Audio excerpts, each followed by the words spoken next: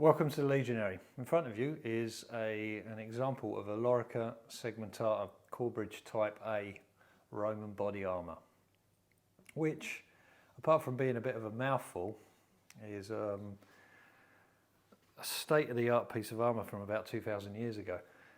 I did a short video on this armour, and it proved to be quite popular, so I thought I'd go into an explanation in a bit more detail, so that we can sort of understand why this was so cutting edge at the time, and what made it such a successful piece of armour.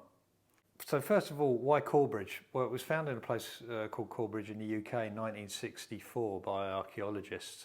They actually dug up a chest, and inside the chest was armourer's tools, but then also the component parts, or several different component parts of different armours that had just all been thrown into the chest and buried. But by assembling them, they were able to extrapolate from this, or from the find, and then depictions on Roman funerary monuments and also Trajan's column. They were able to sort of piece together an armour, a composite. So Corbridge Type A, why? So to explain that, we need to go into a very brief anatomy of the armour. So here you've got the shoulder plates here. Here you've got a collar plate, or you've got two collar plates here. And then here you've got the part that's called the girdle. Now, to attach the girdle to this, to the upper part of the body armour, you've got these leather straps.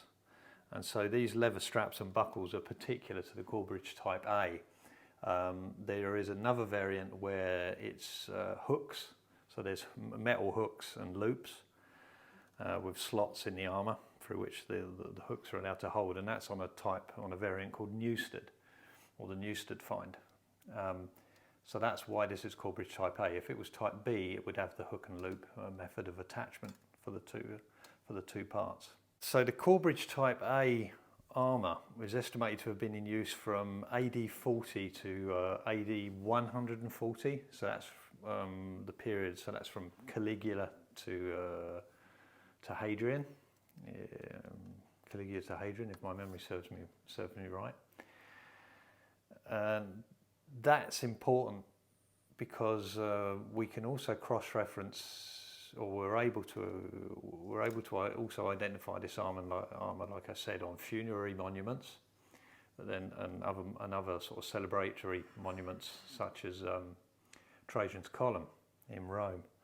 So Trajan reigned from AD 98 to 117, and so that falls within that window of 40 to 140 AD.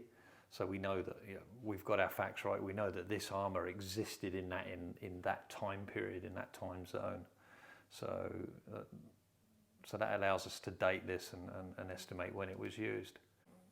So the Lorica Segmentata Roman body armour can be broken down into three variants. So you've got the Corbridge model, then you've got the Newstead model, and then you could say the Calcrease.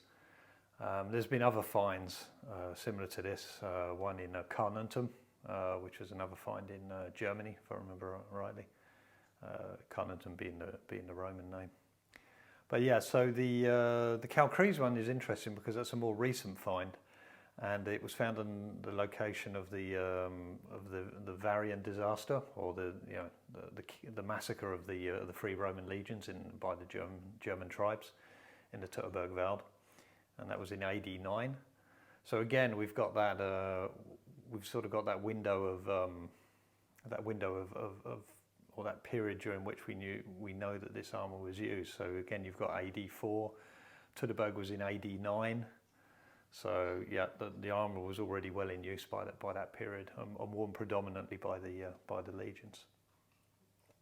So yeah, that's how we sort of time and are able to situate it by looking at the different variants. But yeah, they were all similar enough to be considered a Lorica Segmentata. Obviously, Segmentata, which I've already explained in previous videos, but that's a modern appellation provided by archaeologists and historians. It's not the name that the Romans used. The Romans just referred to it as armour, which it seemed to be a generic terminology. The Romans did have a Lorica Segmentata, which was like a scowl armour, which looked like almost like fish scales. They had Lorica Segmentata, which we know modern day as chainmail. Chainmail didn't appear in the Middle Ages. It was already well in use in antiquity by many different cultures. And then obviously we've got the Lorica Segmentata, which are these iron bands, or in this case steel bands, held together. So suffice to say that this style of armour can't just be reduced to the 3 variants that I cited.